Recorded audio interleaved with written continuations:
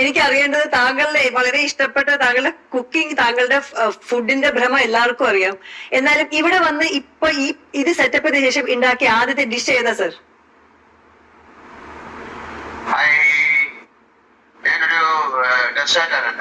ആണോ?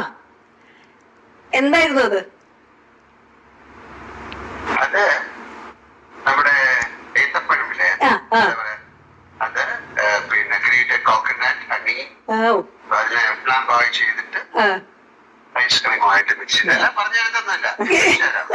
കഴിച്ചിട്ട് വിളിക്കൂ, ഒരിക്കൽ നമ്മളെ വിളിക്കൂ.